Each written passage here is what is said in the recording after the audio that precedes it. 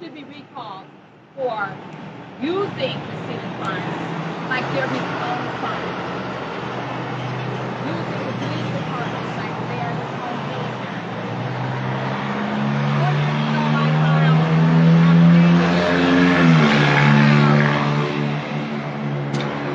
4 years ago, I filed affidavits to have at least 28 people removed from this agency that have failed to take their certified training. In the last 3 weeks, 7 of those people have been indicted. The highest numbers of them, since the station on the Fox News this morning, 2 more were indicted. And so 7 of the people that have been indicted thus far were listed as should have been removed from the East Cleveland Police Department. And had they been removed at the time that I stated they had not complied with their training, they might not even be under indictment right now. So this morning I came to file affidavits against certain persons in this administration who have acted unlawfully. And the wife of one of the parties who serves as the clerk of courts refused to accept the affidavits, which I knew she would. So I will be filing a mandate to Tahoe County Court of Common Pleas or the 8th District Court to force them to do their job. Her response to me was, this is not a city matter. It's not for her to determine what a city matter is. It's for a judge to determine a city matter. And her job, pursuant to the law, was to take them and to file them and to give them to the judge for his review. And the judge would have been the one to make the final decision. So you've been passed out some paperwork where it is in reference to me, obsessive litigant. Let me explain something to you. The only thing I'm obsessed with is chasing custody. I am obsessed with seeing the people in the city of East Cleveland come out from a RICO-formed organization that has risen up on tax dollars. I am interested in seeing where did the money go to that came into the city for $125 million came into the city for redevelopment in 4 years, and this city looks worse than it did 4 years ago. I'm interested in knowing how the finance director is able to disperse funds without the approval or the knowledge of the elected body of this city. I am interested in knowing how the mayor continues to use the law department as his own personal law firm. For instance, on Monday, Ms. Willa Hemmons attended the Board of Elections in an attempt to get the recall removed from the ballot. This is a clear conflict of interest because a recall is not city matters.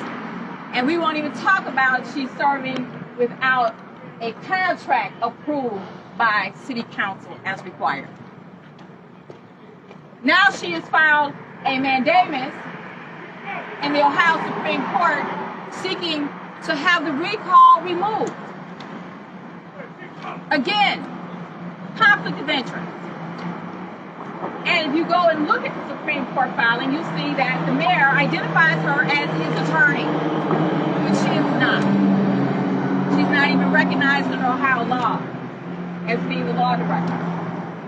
I'm interested in chasing justice and holding those people accountable that are responsible for law enforcement and for the funds that go through this city. That's what I am. I'm obsessed about that. On December 31st, was it December 31st, young man? 30th. December 30th. Dominique Campbell, who I did not know at the time, was assaulted by persons that are acting in law enforcement in this police department. I did not know Mr. Campbell at the time, and about a month, maybe 2 months after he had been assaulted and it went viral on social media, someone referred him to me. He is currently being prosecuted by the city because he was filming the police. And as I often do, whenever I see something go viral on social media, I don't care what department it is, Maple, Euclid, East Cleveland, I send for information. Body cam, I send for all of that. And what I found is that one of those persons acting in law enforcement since 2017 in the basic training. He never got an appointment from the state of Ohio to act in law enforcement. What is more disturbing is that when this is pointed out to the city prosecutor and the law director, it is ignored. It is ignored. The malicious prosecution of African Americans coming through this court by two African American females in a predominantly African American community is appalling. It is absolutely disgraceful that the people who look like you, the people that look like you are violating their rights. I encourage every reporter here to talk to Dominique Campbell. If you haven't seen the video, we have the videos where you will see that this young man was brutally assaulted and that the person who brutally, and I think it's funny, there's something funny. The mischaracterization. The exaggeration. I know you told that and I'm sorry. See, this is what I'm talking about. And after you watch the video, you'll tell me if it's a mischaracterization. Show them all. You'll see the video of Dominique being brutalized and threatened by people who have no legal authority to engage in law enforcement. None. That are in this department. And they think it's funny. They're laughing about it. I see nothing funny about a young man who looks like your sons being brutalized by people who had no legal authority to be there. Mischaracterization, the affidavits that I'm holding show that the person I'm in reference to, Adam Bryce Scott, was hired as a dispatcher for the city of East Cleveland. His resume says that he has been an auxiliary peace officer for the department since 2017. These are the city records. The state of Ohio said he's never gone to basic training and he does not have an appointment to work in any department. I'm exaggerating mischaracterization? I don't think so. I don't think so. I think the time has come that everyone be held accountable. That's in a position to fix the problems and instead are benefiting. So one of the things that is in the affidavits, and some of you that have received them and read them, is that the finance director, Charles Ehan, dispersed over $15,000 to Ms. McCullough, Ms. Heather McCullough, the prosecutor, to retire. She got a separation pay, $15,600 some odd dollars in retirement. She's still here. She's a salaried employee who got hourly wages. The elected body did not know about this. The ongoing corruption in this department is appalling. In this law department is appalling. And they think it's funny. They think it's funny. It's hilarious to them. And so I need you guys to understand where I am right now with all of this. I've been to court multiple times trying to get records. I've tried multiple times to get information that does not exist because the city doesn't have a records commission. They've destroyed thousands and thousands of records with no certificates of disposal. This city operates the way it wants to operate and not by the law. That is problematic for me, and it's problematic for those who live in the city. Dominique Campbell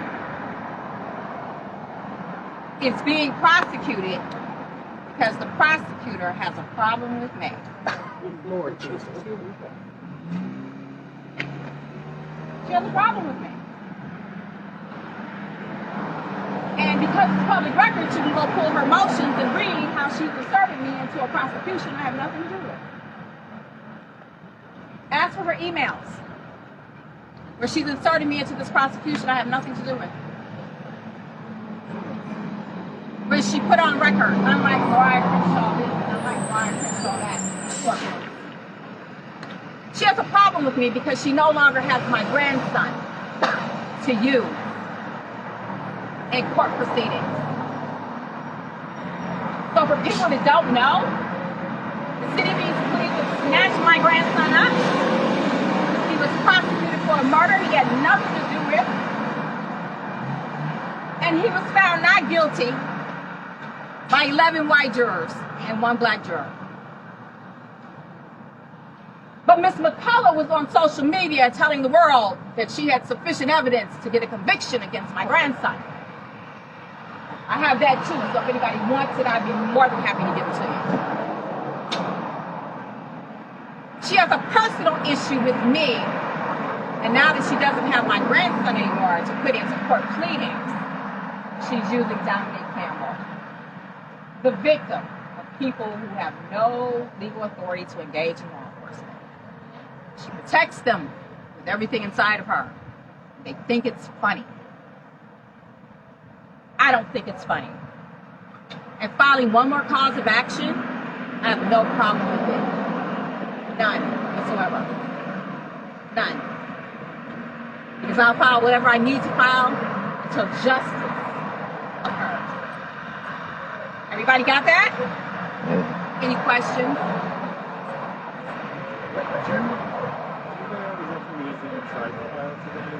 Yes. Yes.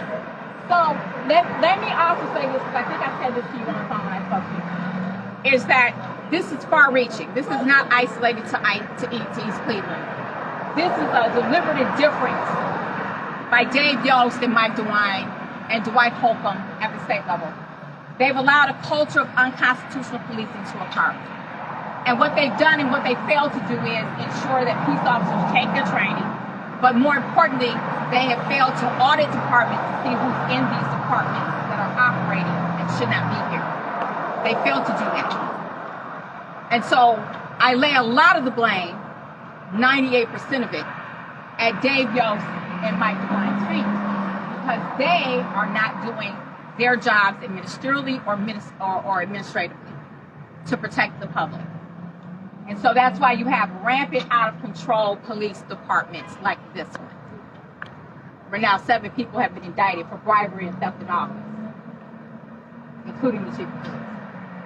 So the first affidavit, I was bringing against Scott Gardner, Willa Hemmings, Heather McCullough, Brandon King, Adam Bryce Scott, Nicholas Fody, Ian McKinnis, and Trey Hart Robinson. All of them, videos have gone viral of them assaulting citizens, violating their rights, and the dereliction of duty, especially when it comes to Adam Bryce Scott, who is in this department and has been operating and has been identified in incident reports as an auxiliary peace officer. And just in case no one knows this, if you don't have a basic training certificate from the state of Ohio, you cannot be an auxiliary officer, you cannot be a law enforcement officer in the state of Ohio. You just cannot. So incident reports reflect that auxiliary officer is present, and we have video showing him dressed in full East Cleveland uniform, accosting and assaulting Dominique Campbell. So if you all can talk to Dominique before you leave, he's over there, he has a red shirt on. Dominique can tell you what happened to him, and we can also share those videos with you. All right, what is it that you want to happen as a consequence of your talking to us today? This is just another step towards justice. As you know, I've been doing this for 30 years, and I've been doing press conferences, and I've been having these conversations with elected officials for many, many years now. And it seems like now that there's an avenue to hold peace officers accountable, we have people in positions, law directors, and we have city prosecutors who are still not willing to hold them accountable. And that's a problem for me. So I'm not really looking at holding peace officers or persons impersonating peace officers accountable.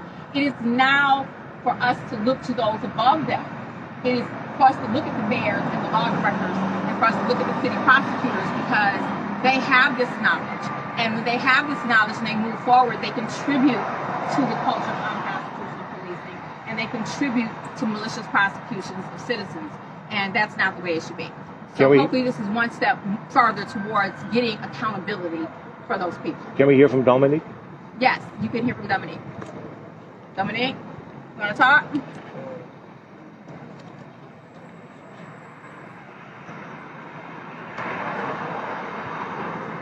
Tell us your name and spell it for us, and then tell us what you allege happened. My name is Dominique, D-O-M-I-N-I-Q-U-E.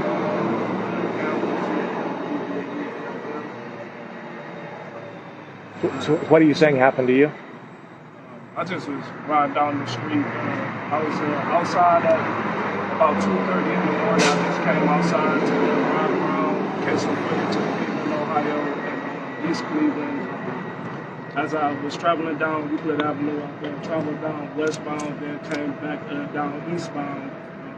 I pulled over here to the side of Roxford and started looking out my windows for officers at a car. So I was just seeing what was going on, documenting. I've already been, like I said, documented since I left out. So I get to here at Roxford, and the officer calls out, "Can I help you?" And I was surprised at him asking me, could he help me? Seeing as I haven't said anything, haven't moved, haven't, nothing. So I say, I'm just over here looking to see if everything's okay. Another officer, a car rolls past, and another officer comes out of the blue and says, my apologies. A car rolls past as the officer is making his response to me saying that I'm just looking out my window. And once I said that, the officer said, "How about you go look down there before I tow your car?" But I never heard him say, "Go look down there before I tow your car." And when I said, "Can you repeat that? I can't hear you," then another officer came out the blue and said, "Sir, you're not free to go." And I said, "I'm not free to go." He said, "Yeah, and if you leave, we'll hit you with fleeing and eluding." And I said, "Fleeing and eluding what? What did I do to flee and elude?" And he said, "Yes, sir." And then after that, the officer I pull up from off of the curb. The officer then comes in back of me and states, as he's at his car, I say to him, "Sir, I thought I knew the officer.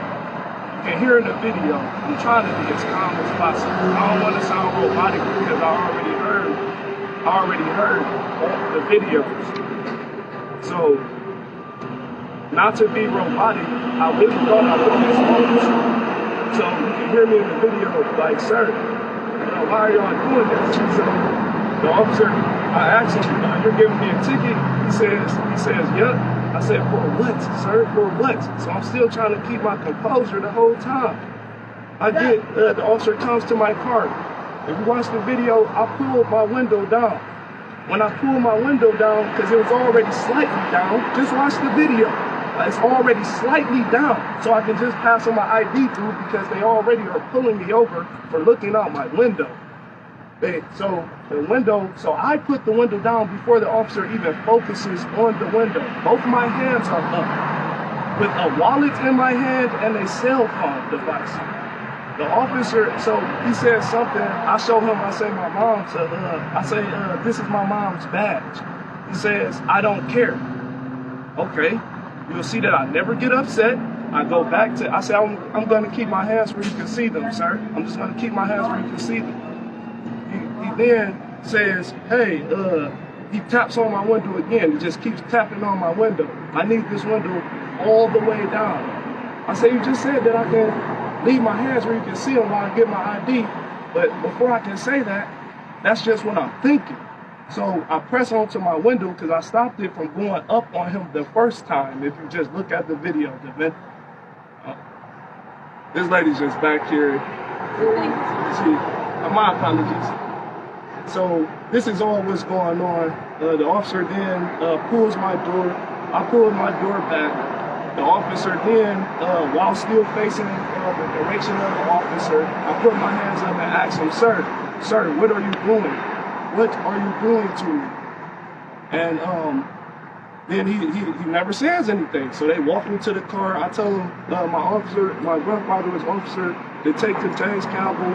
I'm not being aggressive to this officer, sir. Sir, what are you doing? Are your cameras on, sir? Sir, they never respond at all to anything I have asked them in the time of them pulling me over, so-called pulling me over and taking me out of my car. So we get to the car. They're in a battle with me to take my phone out of my hand while it's not recording. I'm trying to turn my camera on because I don't think what they have done is correct. I don't know who the officer is at this time. He hasn't mentioned who he was. The other officers across the street saying, I went so far.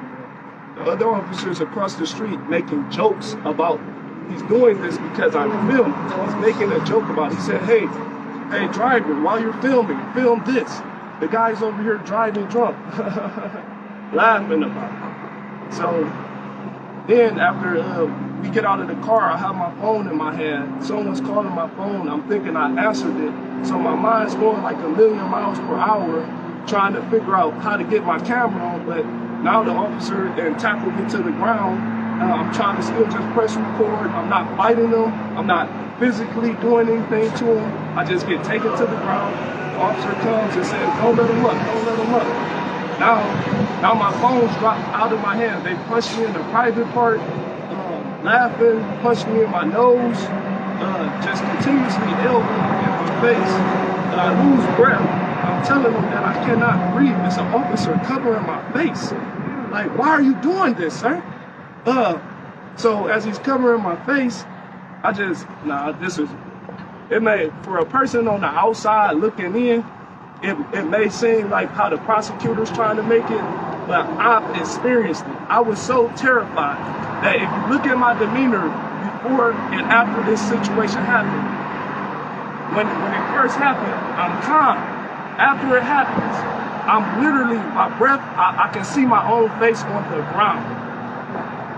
That is no exaggeration at all, because when I come up from being on the ground, I said, I'm thinking like, damn, this happened to God. This happened to God.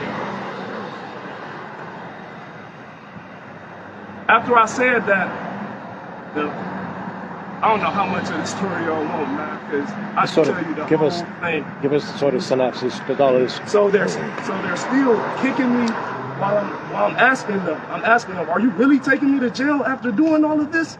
They're kicking me into the car. They're doing so much. The officers threatened me to use the dog. And I said, sir, these handcuffs are tight. I'm sitting in the car. I'm telling them, sir, these handcuffs are so tight. He's like, if you say one more thing, I'm gonna get the dog and I'm gonna let him have some fun. I said, what? I just got quiet. It was a man that came past the car. Well, the officer who said this to me, he cut his body cameras off, so we weren't able to actually get that he said that. But it was weird to me because I got a letter that I wrote to my city council telling him that this is what was said. Then I seen a video on Instagram go viral, and the officer, they kicked this man in the back. If you watch the full video of that video, you'll see that he said, if you keep talking while the man's in handcuffs, he said, if you keep talking, that dog's gonna have some fun. It's the same exact thing before this even happened to me, and I said this. So ever since I've been coming here, I'm on it because it's still an emotional topic for me. Ever since that I've been coming here, the prosecutor has told me that I'm exaggerating. Has told me she was willing to do the plea. I don't know if I can talk about court things, so I can't even say that right now. I don't know if I can talk about that, but she's constantly told me before like this lady said, Miss Mariah said, I have not known this lady at all. And ever since I've been here, they tried to say now that this is a freeway. They called East Cleveland, Euclid Avenue a freeway. They said that I was correct, that I focused on sections 1 and 2 of the revised code that states that you can't back up on the freeway. This is not a freeway. The prosecutor has continuously told me the reason she's prosecuting me was because this was a freeway. This is not a freeway. She's told me that I impeded the flow of traffic this night. The police officer said that I first improperly backed. Then they put that I impeded the flow of traffic. 2 to 3 weeks later, I never received a ticket for improper backing or impeding the flow of traffic the night that they arrested me. They gave me a ticket for obstruction of official business and resisting arrest. Once I got those tickets, I'm still like, well, why were they at my car? It wasn't until 2 to 3 weeks later that I had found out that they had pulled me over for resisting arrest and for improper backing and impeding the flow of traffic. Impeding the flow of traffic, there was no traffic. It was 2:30 in the morning. It was no improper backing because there was no accidents and no erratic driving. So where did these charges come from? And I continuously asked the prosecutor, where did the charges come from? They just say that I could have blocked traffic or I could have been properly backed. But there's a lot more. I just don't know how much you want to know. I just don't know how much you want to know. I just want to say, and I'm going to finish this up. If you watch the video, you'll see for yourself. I don't think it's anything funny about this video. I see absolutely nothing funny about this video. I don't know why anyone would be smirking about it. I don't know why anybody would be laughing about it. I don't know why anybody thinks that it was a dignified moment for Dominique. I did not know him at the time that this happened. Just like I don't know the other two people. Ian McKinnis kicked the man in the back and Nicholas Foley stomped the man in the head. These are civil rights violations. Laws. Just like with Michael Amiot. Exactly like it. That city prosecutor and city law director who thinks it's funny. You heard them laughing. You heard them laughing. This is not funny. This is a serious issue in the country. It's not just here, it's in the country. African Americans are dying at the hands of law enforcement. And when you watch the video of what happened to Dominique, I lost my breath. Because I was afraid I was going to see him die. Just like I watched Vincent Belmonte die. I watched the videos. And this is funny to the prosecutor. Look at her, she's smirking. Funny. It's funny. Ha ha ha. I have a question. Yes. Before you go any further. Knowledge of window without tint. Without tint, what is your knowledge of window or how far your windows actually have to be down when dealing with enforcement? Okay, I need you to step aside for this one. Okay. So we're not even going to talk about the tent. What we're going to talk about is the actual engagement of someone who is filming what the police are doing. That's what we're going to talk about. We're going to talk about someone who's across the street, is not physically present to interfere with anything that's going on. We're going to talk about law enforcement letting the drunken, unlicensed driver go so they can assault him. That's what we're going to talk about.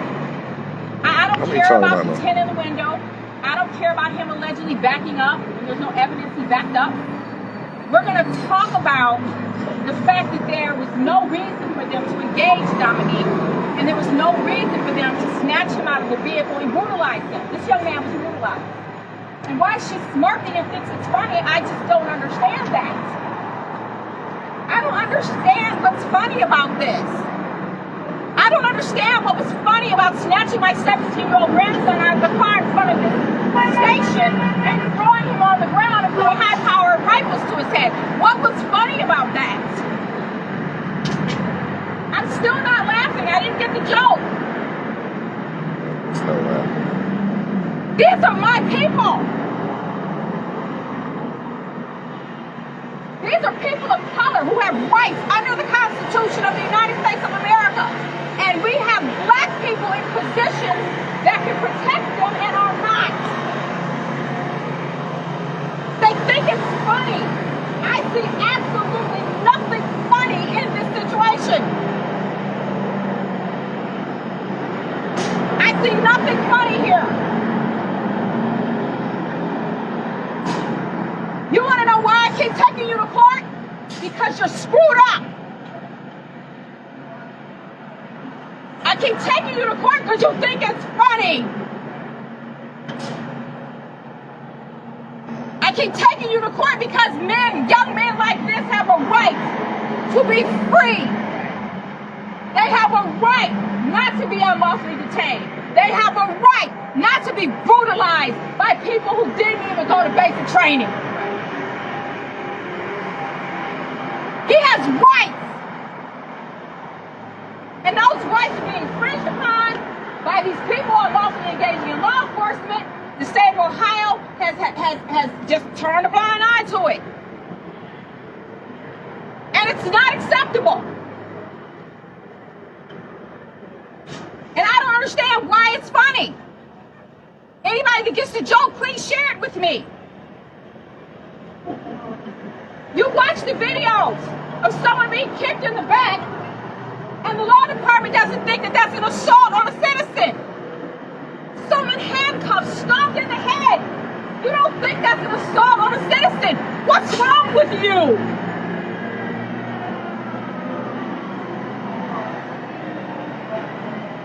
It's nothing wrong with Mariah. I'm angry and I'm tired. I'm sick of getting videos. I'm sick of seeing it go viral. I'm sick of seeing the people that have the most powerful positions in the judicial system allow this to keep happening to black people. I'm sick of it. And yes, ma'am, I will fight you till the day I die, till I get justice for these people. I'm gonna fight until there's nothing left in me to fight. Because he has a right to be free. He has a right not to have his rights infringed upon. And he has a right not to be prosecuted when he's the victim. I see nothing funny. Absolutely nothing funny. Patricia Bozia, would you like to speak? If there are no more questions for me, I'm done. I don't really have any formal statement to make. I think everyone who knows me understands that I support the rule of law. That I support having a police department and a mayor's office and city council that will function according to the rules of law. And that's really all I have to say. Thank you very much. Spell your name, say your name, and tell us who you are. Counselor at large in the city of East Cleveland, Patricia, Patricia, Blochowiak, Blochowiak.